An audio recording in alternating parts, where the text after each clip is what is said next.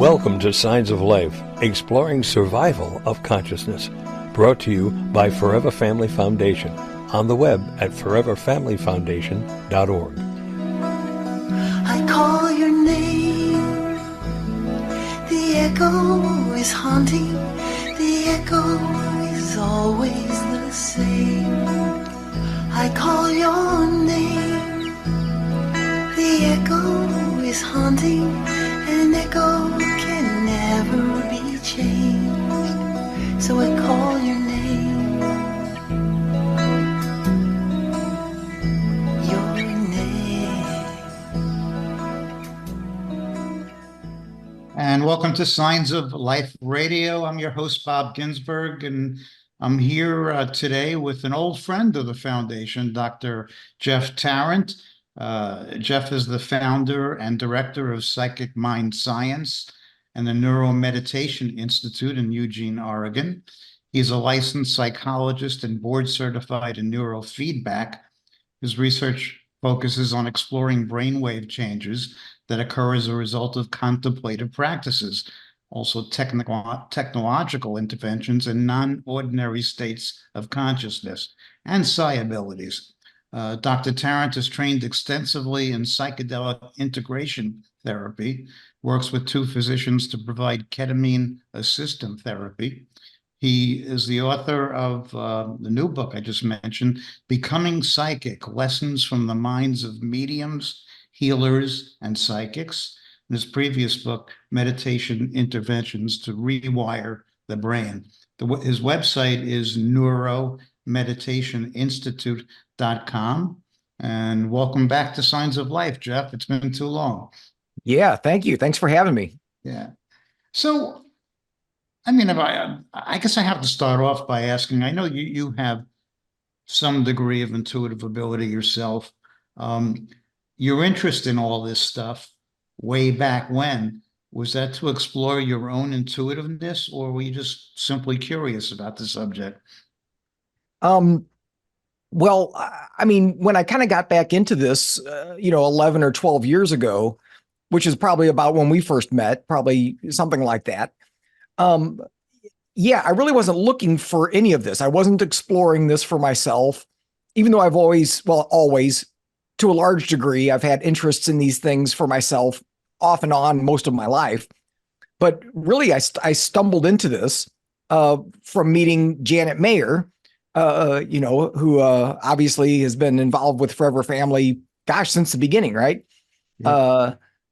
Or just about, yeah. And, so I jokingly blame Janet for me kind of getting into this field. I met her and had an opportunity to map her brain, and then kind of one thing led to another. And so, over the last 10 years have been kind of doing both, exploring my own abilities and then also trying to understand this from more of a scientific perspective. Yeah. So, I mean, I'm glad you mentioned Janet, because, I mean, some of the members, know a bit about Janet. And for those who don't, she suddenly began speaking ancient languages, specifically of the Yanomami tribe, which is an ancient tribe in the Amazon. So I imagine that working with Janet was fascinating to you and might have spurred you on to do a lot more research. In short, it must have blew your mind. Yeah, and to be fair, when I was first introduced to Janet and her abilities, I didn't know Janet. I didn't know any of this research. I didn't know any of this work. And so there was certainly a part of my mind that was kind of going like, well, there's probably an explanation for this, right? For what Janet's able to do. Is she really, channeling languages from, a South American tribe? Is that what's going on? Or is there some other more logical explanation? And so I kind of went into it with a fair amount of skepticism. Not that I was doubting Janet, but, those of you that know Janet, she's very open to like, hey, I don't know what's going on. I'm trying to figure this out.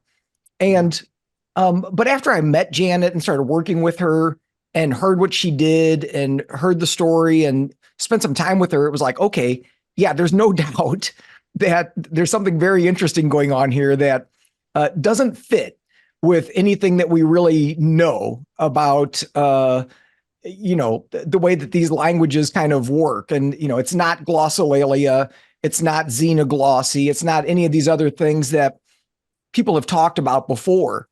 And so, yeah, it did blow my mind. Once I kind of came to the realization and finally accepted, that it's like, okay, this is beyond anything I've seen before. Then it was like, okay, I'm in. What else can we do? Yeah. And that's when I met you. Yeah, I could see that really being influential in your future research in this field.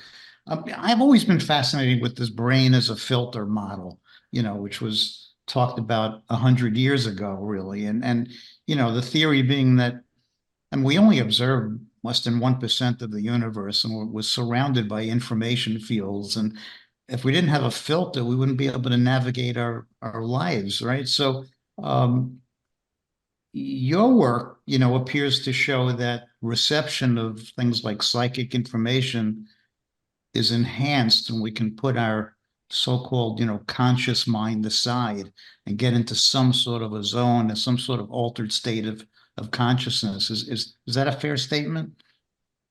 Yeah, it's I'd say yes, and I'll clarify just a little bit, at least some of the way I'm thinking about it.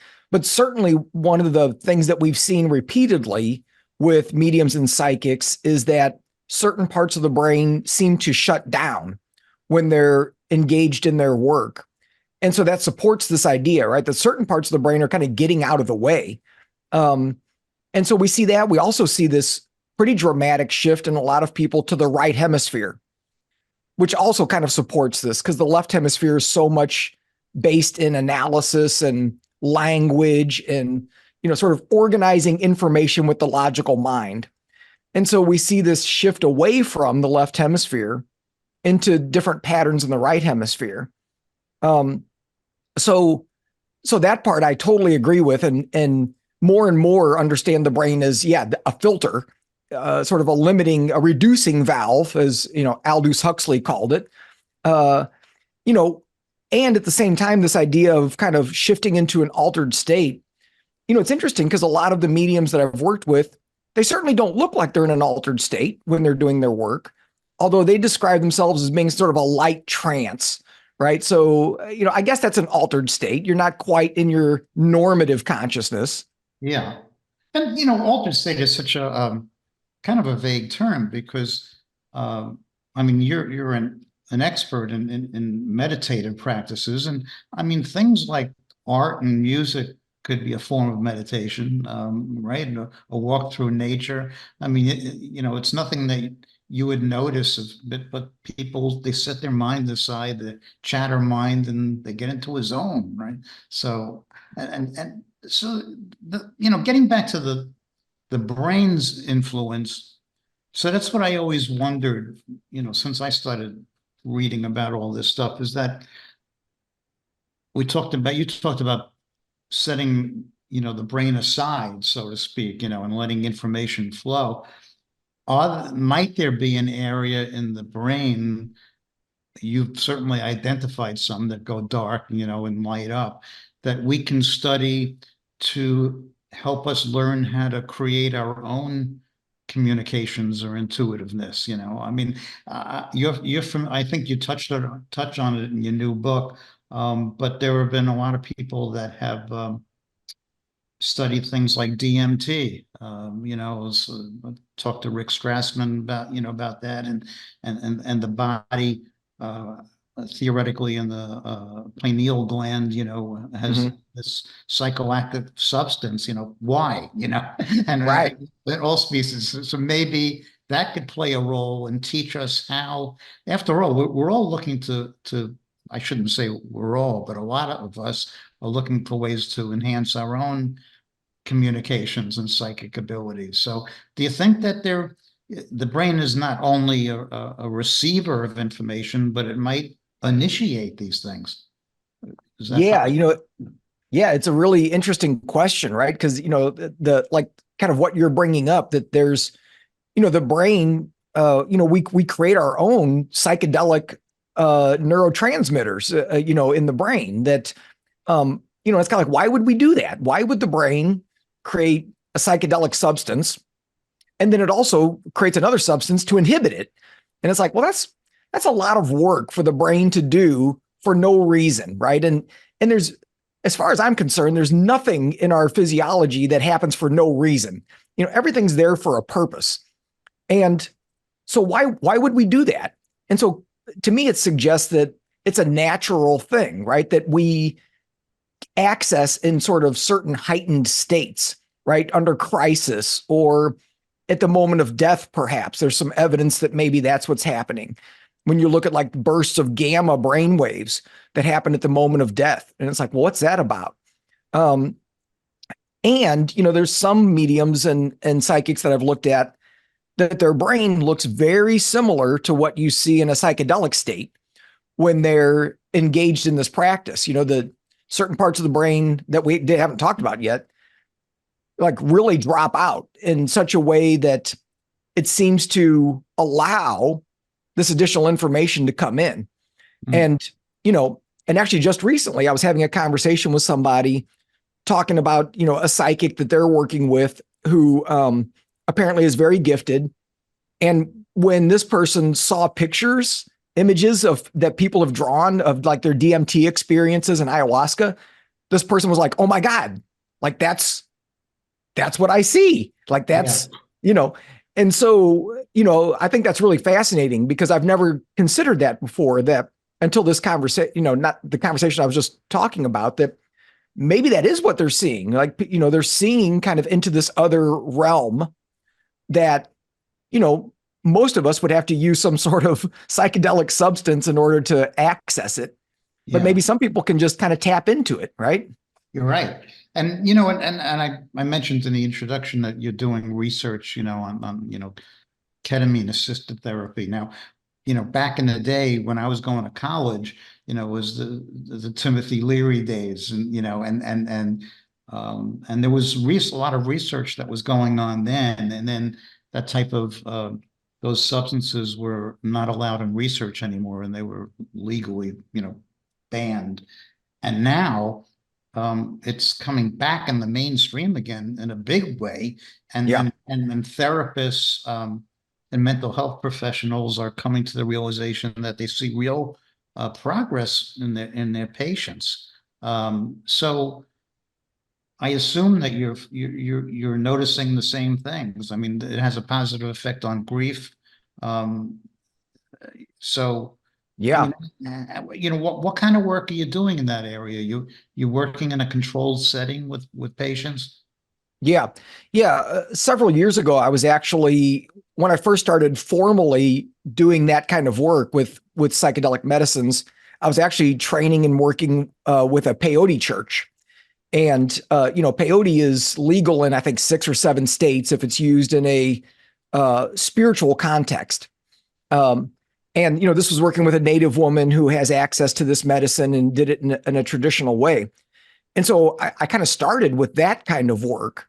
And then, have shifted more recently into working with ketamine, which is a different, technically it's not even a psychedelic, it's an anesthetic, but it does have these psychedelic properties. And yeah, we're doing it in a very controlled setting in the office. A physician, oversees, the process and writes the prescription, and, everything is sort of done in a very methodical way so that to facilitate people having a positive, growthful experience.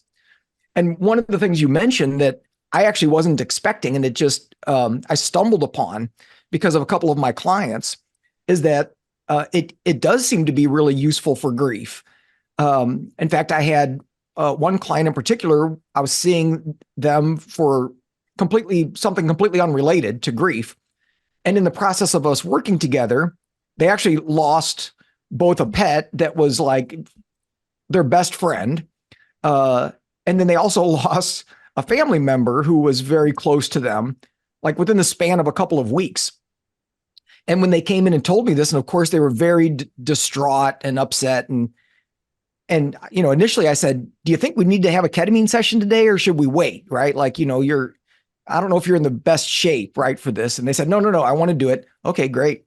And then when they got into the session, they ended up having contact with, with both their pet and with this family member, and having a great conversation in that state, and coming out and feeling a sense of, relief and connection, and reconnecting to their own spirituality. And I was like, wow, okay. Like, I couldn't have planned that any better. And, I was trying to discourage him, so. Yeah, I mean, it certainly spurs you on to want to explore that more. You reminded me when you were talking about kind of a funny story.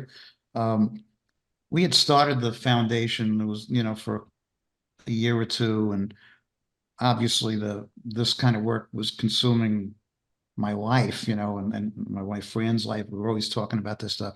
And my daughter was in college, and she came home on vacation, and she looked at, Fran and I, she said, look, I got to tell you something. I brought home this stuff, she said, it's called salvia. And first I'll tell you, I haven't done it. But the reason I brought it home is that all my friends are doing it. And when they do it, they sound just like you and mom. They start talking about the afterlife and the things that they're seeing. that made us really curious, So it was then that we knew that, there may be portals to the unknown. Listen, I know you've always been an explorer personally, both from a personal perspective and from a researcher, scientist. And I was reminded of it when I was reviewing your book, that you were once at my home and I had, built the psychomantium. Yeah. And for those who don't know what a psychomantium is, it's based on the ancient Greeks, and they used sensory deprivation. They used to go into dimly lit, caves, and look in reflecting pools, and would report communicating with their ancestors and deceased loved ones. And there were modern day researchers, Raymond Moody, when I flew out to visit with Dr. Arthur Hastings, who's no longer in this physical world, and kind of modeled his psychomantium, and we built it. And you had the opportunity to go in. I had totally forgot about that, but I had forgot that you had some profound experiences in there, right? Do you remember? Yeah. Do you remember what they were? I do. Well, I remember some of it anyway, but yeah, and I hooked my brain up too, when I went in, because why not, right? I had my equipment with me, and yeah, and it was interesting because, we didn't do a whole sort of traditional setup for me going in, like it's been designed, like Moody did, right? In some of his research. But, I just kind of jumped in there and was like, okay, we'll see what happens. Of course you did. Yeah. Yeah. And I think I was in there about 45 minutes or so. And boy, it didn't take long of being in there before, I felt different, right? I mean, I remember feeling like energetically very buzzy, and almost like I like wanted to move, right? I was like, whoa, man, there's so much energy. What's going on here? But at the same time felt kind of spacey. And it was like, okay, because your eyes are open in this completely dark room, and you're staring up at this mirror that's kind of up at the top corner of the room. And yeah, I mean, I saw an image of my great grandfather that who had passed, that I wasn't thinking of him. I wasn't expecting that. I heard a voice, kind of giving me some information. I'm paraphrasing because I don't remember the exact quote, but it was basically something like, you're always loved, or something like that. And it was like, okay, cool. And saw flashes of light and all kinds of weird stuff. Yeah. And so, yeah, it was pretty heavy. And I remember coming out of there and being very disoriented. And that's why, as you alluded to, you're supposed to have a spotter sitting outside, and, it can be, even though it's enclosed by a dark sheet, basically. A lot of people can get claustrophobic, but I once put I'm much like you, and with that stuff. I mean, I'd like to do experiments.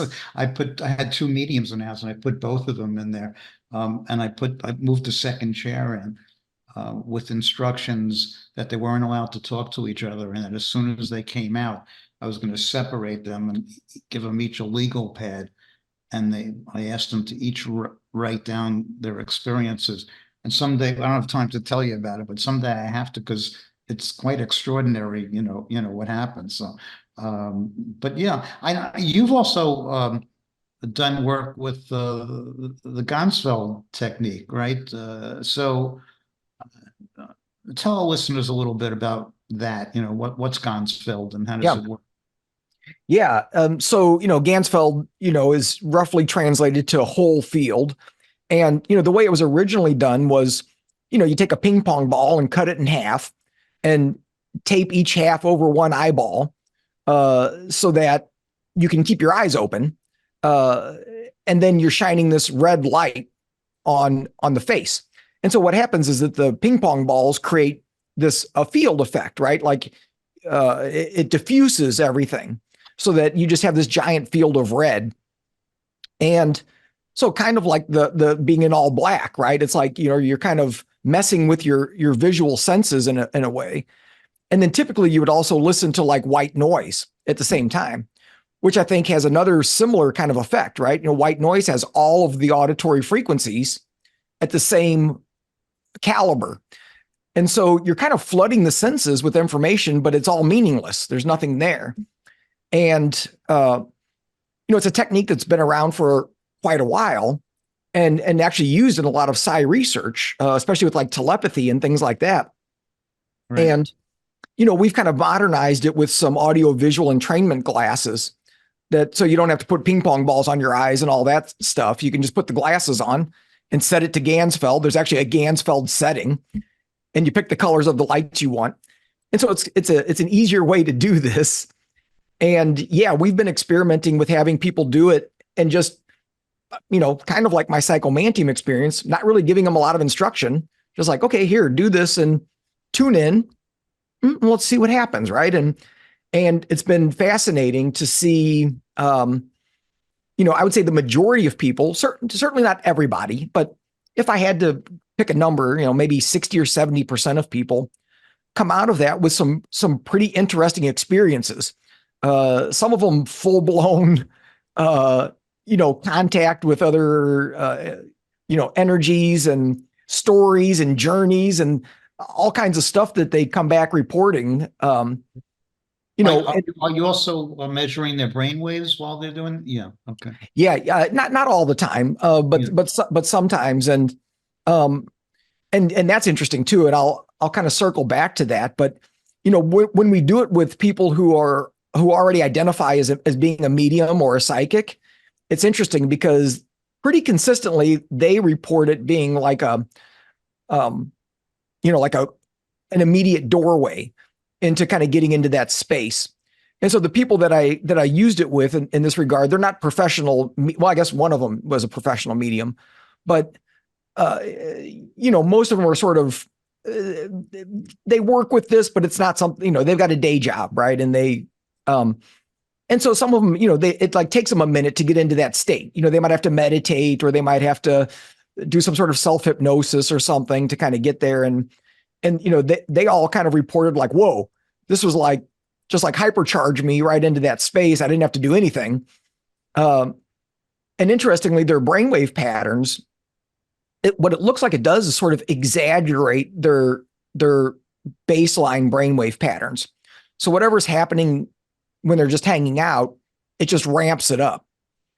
And so that kind of fits for me, right? Of them talking about it being a quick way and a quick step into the doorway, because their brains are already oriented toward this kind of work, at least a little bit. And then this just like ramps it up. Mm. But I suspect that's also why it doesn't work with everybody, because if you take somebody whose brain isn't particularly oriented toward this work and you put the glasses on them, it's like, well, it might amplify something, but it's not necessarily going to lead to the other world, right? Yeah. I mean, we're always talking about when I say we, I mean the general public. You always hear the expression, "Oh, he's left-brained," or "She's right-brained," and usually left-brain people, or you think more, logical thinkers versus the right-brain artistic. I was just wondering, when you're doing these studies, just by looking at people's brainwaves, are you able to tell what their personalities might be like just by looking at their brains? Not really their personalities. It's not that specific. Yeah. You can often get, because I mean, I got into this whole field because of my work as a psychologist, and it's a nice tool to understand somebody's mental health concerns. So you can see patterns in the brainwave that suggest anxiety or depression or ADHD or trauma or whatever. But that's not perfect either, right? Because just because you see a pattern, it's like, well, it may be there for another reason. But so that's about as close as we could get to anything called a personality with the EEG. Right. I know that you've done some work with Dr. Diane Powell. You might have met her at one of our conferences. I did. Really, you did. So, yeah. She's wonderful, and she's done a lot of research with autistic savants, and you were involved with that. And it turns out that many have they're incredibly psychic. So, super psychic. Yeah. So what did you learn from your work with her? Well, so I had the opportunity to do EEG recordings with 3 different autistic individuals, ranging in age from, I think, 13 to like 24 or something like that.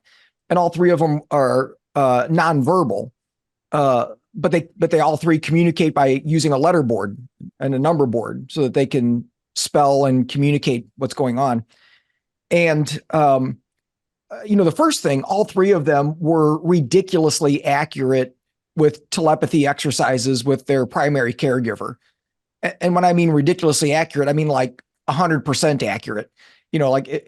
If we didn't mess with the format, because we would challenge and do some different things, but if we just left it alone, it didn't matter what we showed the mom.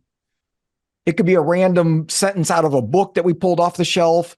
It could be a 4-digit number we just made up. Didn't matter. These, young adults, teenagers would get it. They'd get it right every time. And they were so fast.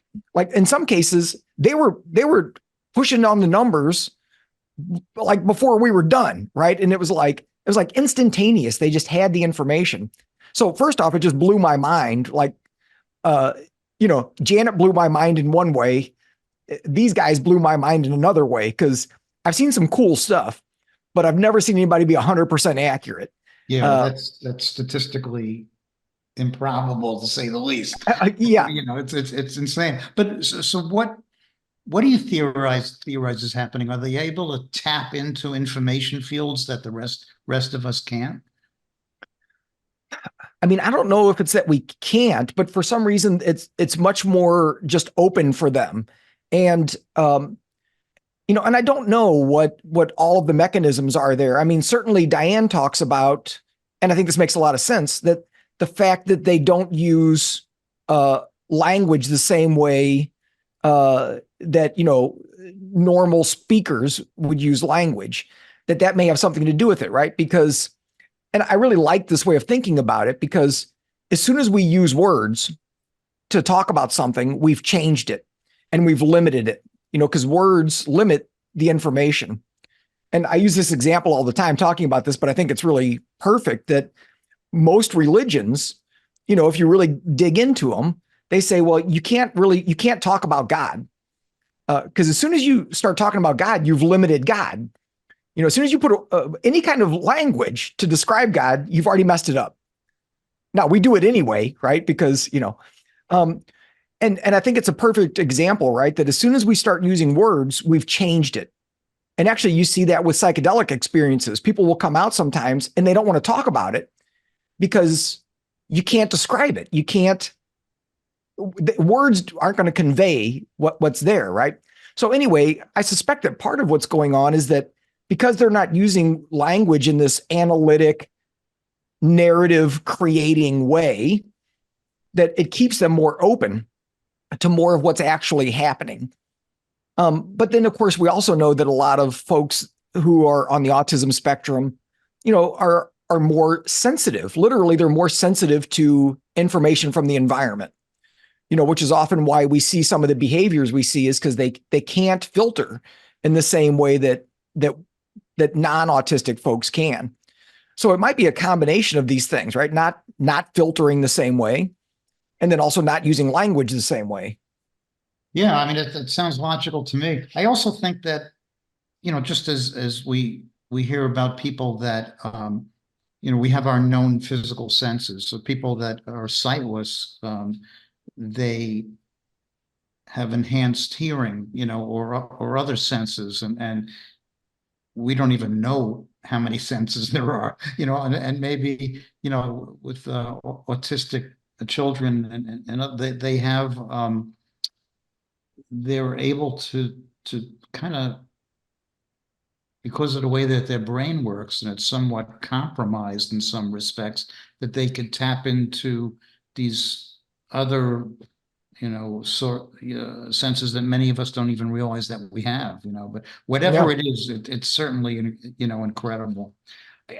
One thing I want to get into with you, because over the years, no matter who we talk to, the mediums, scientists, researchers, and the question always comes up, what can we do to kind of enhance or increase the odds of getting our own communications? And uniformly, everybody says meditation. Meditation is the key, and I'm not a meditator. I mean, I've tried, and I just have too much of that chatter mind, that monkey mind, and I just I'm probably not doing it right. So for those people that are looking to get into meditation, I know that there's a myriad of disciplines, and all of them. But what would be your advice to somebody to how should they start off in meditation? Yeah, boy, that's a big question, isn't it? Yeah, I know. Yeah.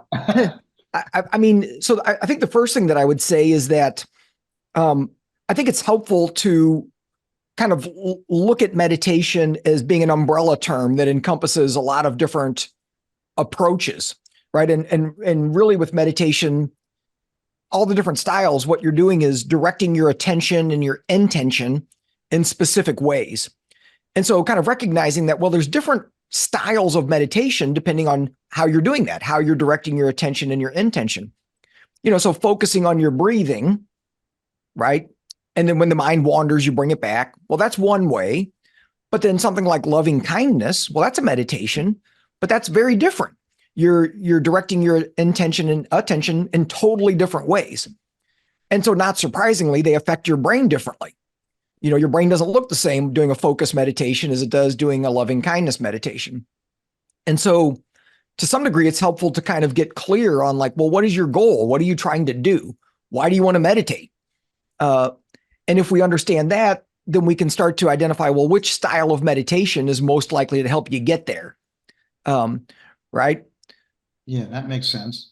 Yeah. What's neuro meditation? I know you it's one of the things that you work with. So yeah, what's that's a style of meditation? Well, not exactly. It's actually, there's kind of two parts to it, but the first part is kind of what we're describing, right? Is kind of understanding how different styles affect the brain differently.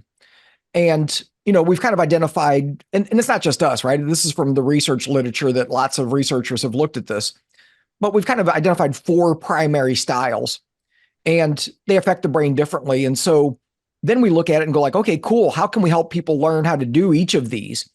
Figure out which one you want to learn. And then let's create sort of a developmental, individualized approach so that people can experiment with these different ways of engaging the mind so that they can develop some skill with this, right? And so that's one aspect. The other aspect is using technology to help get into these meditative states. So, whether it's brainwave biofeedback or using other technologies, kind of nudging the brain or, assisting the brain and assisting the person in getting information about what their brain is doing can be really helpful, right? Because kind of like you were describing, a lot of people, when they meditate, they're kind of like, I don't know if I'm doing this right. I have no clue if I'm, am I even doing what I'm supposed to do? But if you get information on what your brain is doing in real time, well, guess what? You can figure it out pretty quick because it's kind of like, it's telling you like, nope, that's not it. And like, oh, okay. and you fumble around and you find it and go like, oh, that's it. Okay. Now how do I get back there? Right. Right. Yeah. I think that's where I was always screw up until then I read that I wasn't doing it wrong. There's nothing wrong with your mind wandering as long as right. you just let it go and then, get back to where you're supposed to be, right? Yeah. Yeah. Yeah. It sounds simple. And by the way, I just want to mention all these things we're talking about is in Jeff's new book, Becoming Psychic, Lessons from the Minds of Mediums, Healers, and Psychics. Another thing that you talk about in the book is um, vibroacoustic therapy. That sounds interesting. So tell us, what's that? Yeah. Yeah. So, and there's a bunch of devices out there on the market that do this. And the basic idea is you're turning sound into vibration, right? And so, there's several devices. Some are as simple as something that looks like a watch that you wear on your wrist, and it Bluetooth connects to your phone, and you pick what kind of a program you want for relaxation, for sleep, for focus, whatever. And then the thing vibrates, on your inner wrist at a certain rate, certain frequency, or a certain pattern.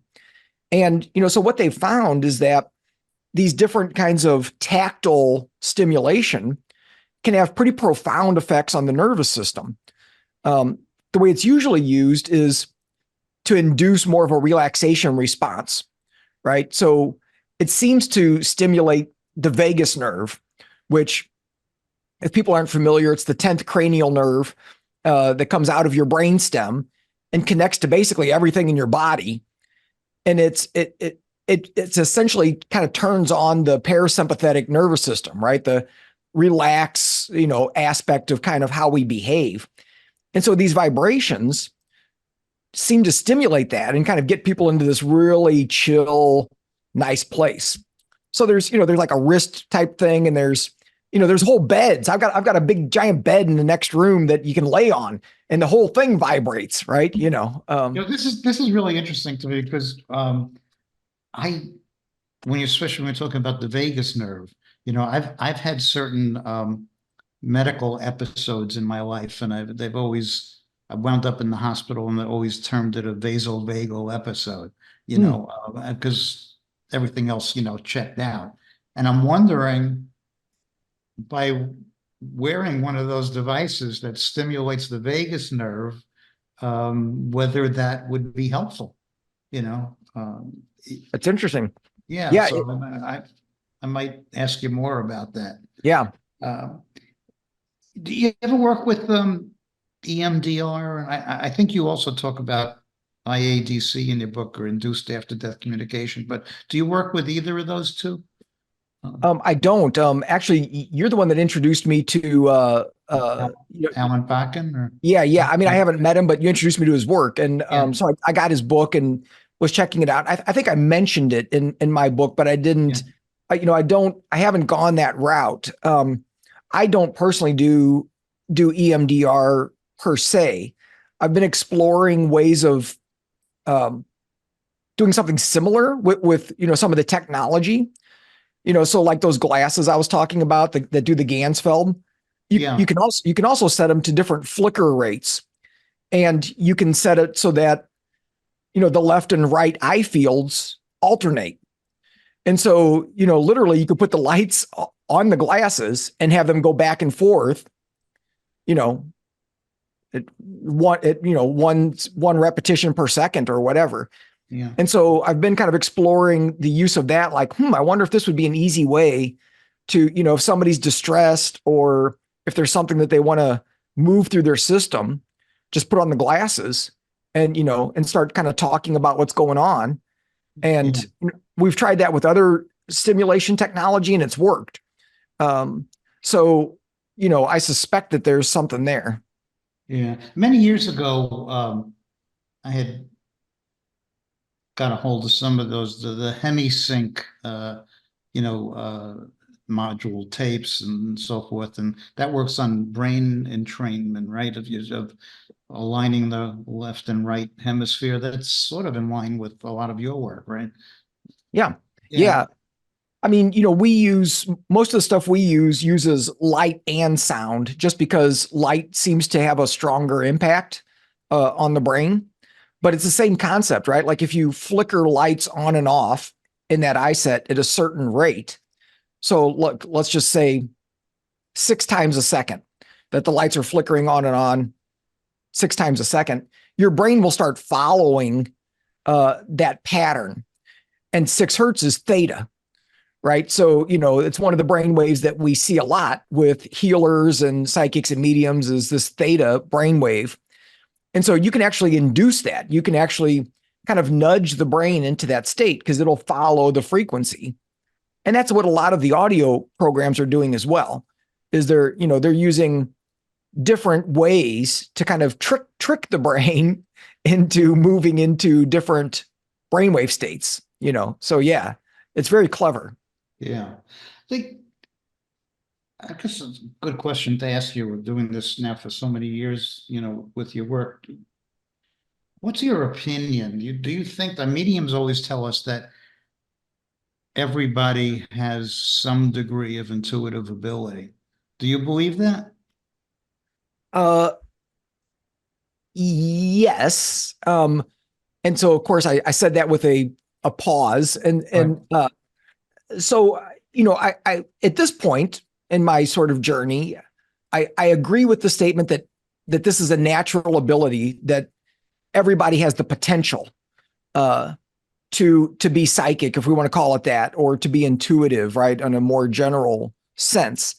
And what I also suspect is that it exists on a continuum, just like everything else, right? So you've got like the folks that work with Forever Family who they're on this end of the continuum, right? Like they're super intuitive, super tapped in. And then you got people who, a little more dense, right?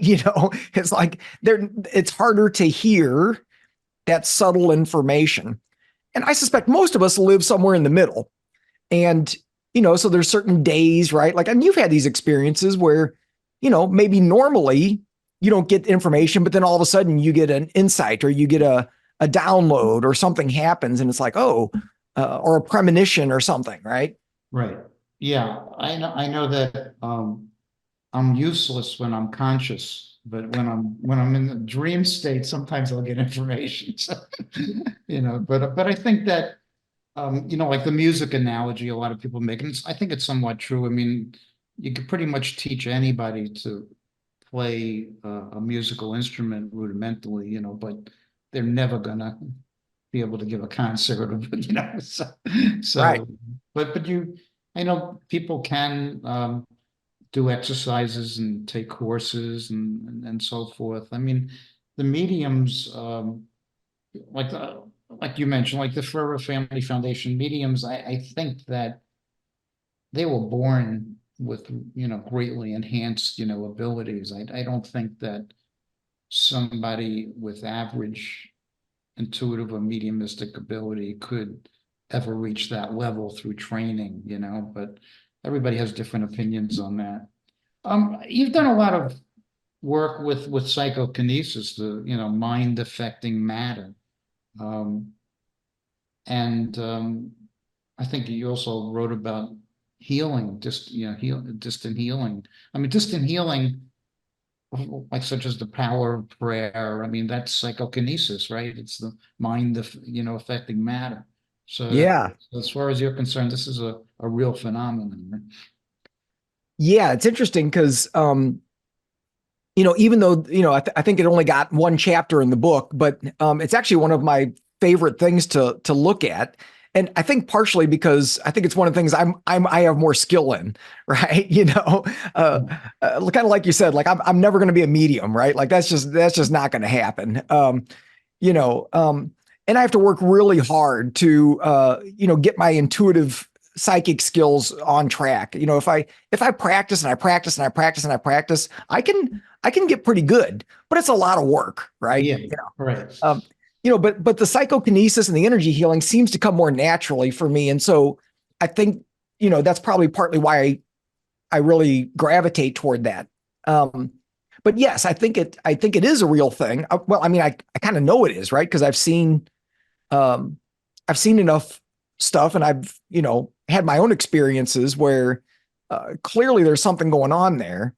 In fact, I'm doing a little research study right now with random event generators, and it's been very interesting. I'm still collecting the data, but seeing how these things behave or don't behave is very intriguing, and also sort of mind-boggling, because it's kind of like, okay, there's clearly a lot of mystery here, right? Like, how this stuff works. Yeah. Well, I mean, with regard to psychokinesis, I mean, from doing the work with mediums and being at the various conferences and so forth, that people report all these anecdotal, after death communications, and a lot of them uh, involves manipulation of energy from a discarnate source. And that's psychokinesis, because a person may not have a body anymore, not in the physical world, but they still have a mind or a consciousness, and they're able to use that to affect physical matter, even, in our, dimension. So, Mm-hmm. I mean, that I think that there's an example of psychokinesis that goes beyond the body, right? Mm-hmm. Yeah. I mean, essentially, that's how mediumship is a telepathic process, right? Just that one person still has a mind or a consciousness, but they don't have the physical body, and yet they still communicate mind to mind, So Yeah. that stuff. Do you think that this may not be your area of expertise, but I mean, we know that there are the Earth has magnetic fields, that surround it. Do you think that that could either help or hinder um, the reception of or transmission of non-local, non-physical, information? I mean, might that have an effect? I think it does, and it's it's not an area that I'm fully versed in, but it's interesting because we're kind of getting into this area of electromagnetic energy, right? Because we're talking about psychokinesis with sort of discarnate beings, and what do they tend to usually manipulate? It's sort of electronics, right? It's Right. like Yeah. that seems to be the easiest thing for them to manipulate in this sort of physical world, and it's energy, right? And they're able to sort of move this energy around. Um, and I think it was Dean Radin in one of his books. He talked about some research looking at like solar flares and the impact that had on people's psi abilities. And I'm not going to remember the results, but there was something significant there. And more recently, right, we had a bunch of solar flare activity, just like, what was it, last week or the week before? Yeah.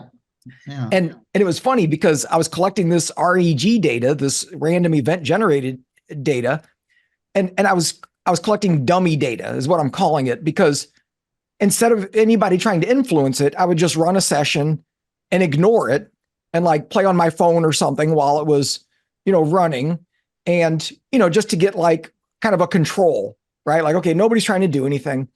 And there was like 3 days in a row where I kept getting significant results, like over and over and over. And I'm like, oh my God, like I'm trying to ignore this thing, right? But it's like, and it happened to be the same time when all the solar flare stuff was going on. And so it made me wonder, I'm like, I wonder if somehow it's enhancing my connection to this system, even though I'm trying to ignore it. It's, space time doesn't work like that. And, maybe it's amping up the effect, even though I'm not looking for it, Yeah, it could be. And you work with the random number generators. I mean, as the Pear Lab at Princeton and the Global Consciousness, project, and these RNGs set up, in 70, I think it's 70 countries all over the world. Yeah. And then when certain world events happen, that they all start spiking. It just shows you how connected we really are. Yeah. We don't realize it, but we're connected to everybody. So I mean, that work must be fascinating. One thing I wanted to ask you, I mean, that a lot of people especially in the work that we do, they describe having these dream visitations, visits from their deceased loved ones. And, dream visitations are always described as being very different than so-called regular dreams, regular dreams being disjointed and you don't remember them, and dream visitations are very tactile. So when people have these visitations, we talked earlier about the brain's kind of being set aside or stepping out of the way. You think that might open up a conduit for the reception of these visitations? Yeah, I've not really thought about that actually, but as you say it, that makes a lot of sense. And what would be really curious is if we could figure out what stage of sleep people are in when they experience this, because because obviously, our brainwaves are kind of shifting throughout the night in different stages of sleep, from a deeper level of sleep, hopefully, right? We all need that, which is dominated by delta. And when we're in a delta state, we can't remember anything, right? It's like we're very unconscious. But theta, a lot of time in our sleep, we're kind of cruising through theta. And, we already mentioned theta, that theta is this interesting brainwave that seems to be, more open and grants us more access to all kinds of things, including energy and healing and hypnosis and all kinds of things. And so it'd be interesting if there's a way, surely there's a way to study it, right? But to see if that's what's happening. People are in a particularly open, receptive state. And, that's when they're able to kind of like make that connection. I'm speculating, who knows, right? Yeah, well, that would be really interesting, like you say, but I guess from a research perspective, it'd be like dream studies, but it's hard enough doing a dream study for these regular dreams, and but then how are you there at the same time they're having one of these visitations? These things are spontaneous in nature, so it's like a researcher's nightmare. But that really would be interesting if you could measure that.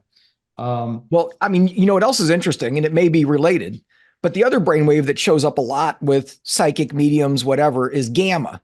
So it's kind of like this really slow brainwave theta, and then the fastest brainwave gamma. And a lot of times they show up together. And there's been research showing that gamma spikes during lucid dreaming. So even though you're asleep, it's like the brain is cranked up into this really fast space. We might even want to call it a higher vibration. And so, that'd be curious too, right? Like if people are having these dream visitations, is it also some of this gamma going on? Yeah. All right. Well, we just have your whole next year planned for a new research protocol. Next 10 years. Yeah. So listen, we've been talking with Dr. Jeff Tarrant. His book, we only touched on the stuff that's in his book, Becoming Psychic, Lessons from the Minds of Mediums, Healers, and Psychics. For those of you watching it on video, I have a copy of it here, but here we go. But you can learn more about Jeff and probably have contact information on the website, neuromeditationinstitute.com. And neuro is Neuro, meditationinstitute.com. So thank you so much for being with us, Jeff. Look forward to, I know you're going to be at our grief retreat in July, so I'm looking forward to that. Looking forward to it. So it'll be good seeing you again. And thanks so much. Keep up the good work and have a good rest of the night. Yeah, thanks for having me on. And see you soon. Yes. All right. Thanks. All right. Take care. Good night, everyone.